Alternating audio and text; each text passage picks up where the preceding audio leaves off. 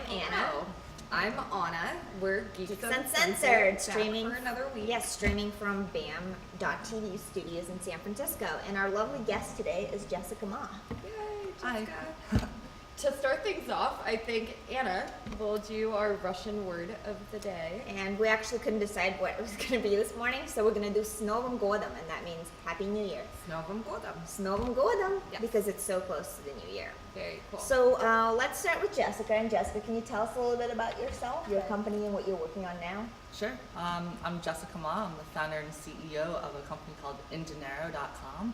And inDinero is the easiest way for a business to track their finances on the internet. And I started it about over a year and a half ago, actually, out of my dorm room at UC Berkeley. And we went through Y Combinator this summer, and we have over 8,000 businesses using us today. What inspired you? I started programming when I was in elementary school, and Wow. my parents actually helped get me into it since my dad's an engineer by training. Okay. And so he pushed me to go to computer camp, and my mom's an entrepreneur, so I have the entrepreneur and engineer background. Got you. So it runs in the family. Did you have any cool side projects that you did kind of when you were much younger, like elementary through college age? Yeah, I mean, growing up, I loved playing with Legos, and then throughout elementary school and middle school, I started doing web development, so just building websites for cool random things. Back in 5th grade, the hottest thing was sheets and FAQs for video games. Yeah. So I built a website for that. Love it. That's pretty cool. That's awesome, because I mean, either Helensky and we don't do programming. I remember my one big stunt with coding things was when MySpace became really popular, and you could do all the custom HTML. No, yeah, that's when we learned HTML. Yes, so I we definitely would pimp out our pages, so we can do HTML, but definitely not. Well, so Jessica, you started your company before you graduated, and you graduated early. And how did you pull that off? Because that's really inspiring. Yeah. Well, actually, I'm not even the youngest person in my company. My co-founder is still 19. Oh, wow. And he finished from Berkeley also when he was 18. So, I mean, there are a few ways you could go about doing that, but the way I did it was by going to an early college program called Simon's Rock. Cool. And it's a fantastic program based in the Berkshires in Massachusetts. Okay. And if you go into that program, you just effectively get to skip a few years of high school. Yeah, that's very awesome. cool. I actually did something very similar where I went to middle college instead of doing junior. Yeah, middle college is a great way to skip ahead. Yeah. And what do you think about, going to college versus starting a company out of high school? What are your thoughts on that? Because some people just dive into it and they're programming, in high school, and they just don't go to college. I mean, do you think that's different? Do you think that's bad or good, or what can you suggest to people that can't make a decision? I mean, I don't have a strong opinion on it, and I don't think it's fair for anyone to have a strong opinion on it because it's just so different by the person. Yeah. For me, I really wanted to have fun and make real friends, and I also wanted to learn real computer science, and then have a student base from which I could recruit from. And if I didn't go to college, I wouldn't have any of that. Yeah. Why don't you tell us a little bit about inDinero? Sure. I mean, inDinero, the goal is to change the way people look at money, and the way to start on that mission, we thought, was to target businesses, because every business needs to manage its money, and very few of them actually do.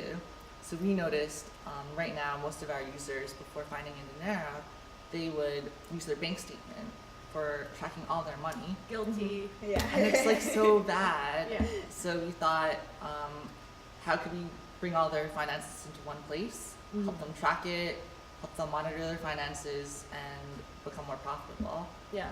And do that without building an accounting package. Okay. And why did you pick finance as a startup? It's a huge problem. Very few people are attacking it in the right way. And I feel that, especially for what we're doing, there's so many companies in our space who are building accounting packages, but that's not the right focus. I think in order to solve this problem, you really need to focus in on just getting an entrepreneur to really keep an eye on their money. That makes a lot of sense. Yeah. No, I'm definitely one of those many guilty people that have When you look at my accounting side for my business, it's really embarrassing to admit this on live TV. But yeah, I have at the end of the year, like when it comes to tax time, I'm really lucky because my dad's a accounting guy. But I literally hand him a pile of bank statements and go, "Here you go, Dad. I don't know, figure it out." What bank do it's you really, use? really bad. At Bank of America. All right, I'll get you on inDinero after this. I love it. So Oh, we man. know that inDinero is a YC company, and what was that experience I like? loved Y Combinator. First of all, it was a great program, and I miss it dearly. Yeah. But we got involved after hearing about Y Combinator through Drew Houston from Dropbox. Mhm. He came to give a talk at Berkeley, and he talked about how great of a program it was, and so we applied and thought we'd probably get in.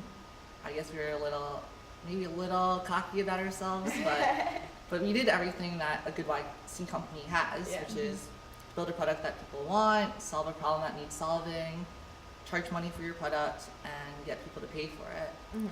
And so we've done all these things, so we figured there was no reason why you shouldn't get in. It's not just about applying to and getting into YC, but once you get into YC, what's the next step? Yeah. And And one of the things I've noticed just from talking to other applicants who have gotten in and who haven't, there seems to be like a really big range of like where a company's at when they apply, which I think is really interesting because there isn't like there's not like an equation, right? So if they really just like the founders and you have a killer idea, but you're not, you know, like a million users deep, like you still have a shot at getting in. So they have their own like mojo going on with it. it's Just really amazing. subjective. Yeah, definitely. And do you have any tips for people that want to apply or thinking about applying? I'd say work hard on building a solution that people want, and if you get people to pay for it, then even better. There So we go. you have to have a monetization plan right away. You don't have to, But it's better. it's just a good thing to do if you're trying to build a real business. Yeah. And so I'm- figure out if you can make money. I think And does it that's have to be good a tip. product-based business? It could be. I mean, it obviously could be a service because you Yeah. guys are a product and a service, correct? I mean, it's like software as a service. Yeah. So we don't offer like training or consulting or setup fees Yeah. or anything. So it's mainly a product. We are hiring. Yeah. It's really passive though. Yeah. Like we're probably one of the slowest companies in Silicon Valley right now as Oh, far as really? recruiting, Gotcha. because I was really inspired by GitHub.com's model. Since they're completely bootstrapped, they decided we are only going to hire when we have enough money to afford someone, and that really forces them to think, is this the right person and the right fit? Yeah. Because you know they don't have that much money to Yeah. spend. And I thought, even though we raised a little angel money, we should try to copy them as much Yeah. as possible. Yeah. So makes we sense. don't look for people; we wait to find really good people. Oh, okay. So you really, That's a good yeah. I strategy. mean, I think that's great because you do have to make sure people are going to contribute to your growth and such, and they're really passionate about the industry as a whole. And can you tell us a little bit about the industry as a whole? Like, who are your competitors and what are other people doing in the space? Yeah, sure. I mean, the financial services industry is massive. Yeah. Back when my co-founder Andy and I looked at what kind of business to start, we said, okay, there are two big ways we can make money. You can go into energy and oil, or you can go into financial There you services. go. So we picked financial services, and in financial services you have everything from like accounting software to personal finance software to loans to banking, Yeah. credit, you name it. That makes sense because there's a lot of crossover. No, there is between because the I come from the credit card servicing industry, so I'm really familiar with that part of the industry. So, but I wasn't familiar with the part that you're doing. So that's But what they all interweave with each No, other they a do. lot. No, If they you do. look at Mint, what they're doing is just incredible because it's a good launch pad for anything else Intuit wants to do. Like Mhm. you could refer people to credit products. Like they make so much money from that free credit report. Yeah. Yeah, because they just refer, oh, you should apply for this credit card. That credit card, Yeah, and that- this one can give you this rate, So. That's just the first step though. Yeah. Like I mean, like I think they're referring people to TurboTax right Yeah. now, Yeah. so they're probably making a lot of money off of that. And then, so do you consider Mint kind of like a competitor? I know because my like finances were such a mess, I signed up for Mint and started tracking some of my business stuff through my Mint account. So is that like a normal use case for you guys, where maybe somebody's using Mint so they understand the value of having some sort of financial tracking, and then they come over to A lot of our users are Mint converts. Yeah. In Okay. fact, we look at how many people try to import their Mint files. Yeah. So there's a non-trivial number of those. Okay, I got you. So I'm like a typical use case, I feel. So, Yeah, no, I think you are. Yeah. Yeah. So what is a lean startup? I mean, a lean startup is a startup that's able to iterate quickly. Yeah. And in a startup, you have if you raise money at least, you have a finite amount of time and money. So it's really about how many iterations can you get done within that cycle. And I mean, that's everything Eric Ries says, so I'm not saying anything original, Gotcha. but we're trying to follow that as much as possible. Okay. And how do you run a lean startup? You hire people who want to build things quickly, and you really drill into them. We're not here to refactor code and make things pretty. We're here to push things out and make customers happier. What do you think the biggest hurdle your business has faced since you guys have launched the site? Can you talk a little bit about that? I mean, the biggest problem for every business, I think, is making customers happy. Yeah. And if that's not the biggest problem, then like you kind of screwed up on something else, Yeah. probably. Like it's not the fundraising, it's not hiring, it's not recruiting, it's not retention. Like it all comes back to the product. And like over the summer, we were really thrilled because after we launched, a lot of people were really excited by our product and sent us great compliments. But then you still get a lot of people saying, okay, your product's not right here, here, and there. Yeah. And until we have every customer like saying everything's perfect, Yeah. we're not gonna rest. Yeah. So what about do you have any role models or people that you look up to that you could talk about? Yeah, I really look up to Tony Hsieh from Zappos. Just the way he's built a company that cares about happiness and customer service. I love it. Yeah, no, definitely. I've actually heard some really cool stories about Zappos and how if you actually ask for him enough, he'll get on the phone and talk Yeah, to and you. Tony, Oh, wow. he went to school with my boyfriend in high school. So. Oh, That's did so he? cool. Yeah. Yes. So, So- yeah, Tony's a really cool guy. Yeah. He's And really inspiring. I like his book, and I think, he kind of, he was kind of one of the main people that started this customer service era, because Zappos are just a leader in customer service right now. And I think other companies are kind of trying to follow suit, especially a lot of startups.